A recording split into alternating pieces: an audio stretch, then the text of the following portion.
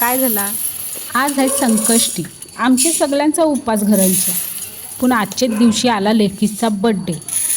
लेकीची कॉलेजची मित्रमंडळी आलती घरी. आता बरं आपला उपास आहे, पण पोराटोरांना कला बिचाऱ्यांना उपाशी ठेवा.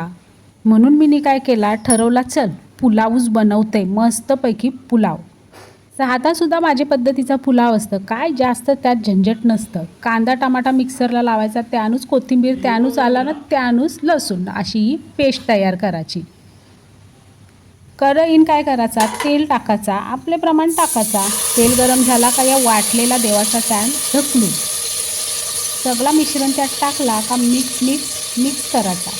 सगळाच त्यात आता आला बिला लसूण काही वेगळा टाकायची गरजच नाही. सगळा मस्तपैकी शिजवल्यावर त्यात टाकायचा हळद मसाला. हळद मसाला टाकला का टाकायच्या त्या भाज्या मगाशी मी दाखवलेल्या ना, फ्लावर, मटार मक्याचं दाणं. सगळा मस्तपैकी मिक्स करायचा. पाणी टाकायचा, मीठ टाकायचा, झाकण लावायचा, ठेवायची. फक्त एक शिटी बस झाली.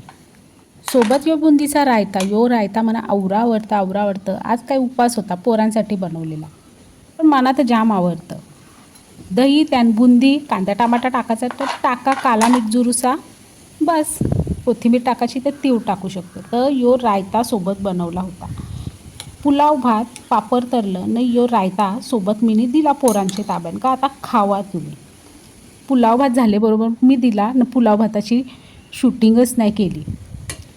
आवरूसा भात फक्त टोपान शिल्लक राहिला. बरं हसू आता दाखवते, काय माहिती पोरांना कमी तर नसेल आला असा मला वाटायला लागला. त्यांना मला वाटतं जामूस आवरलेला दिसतंय.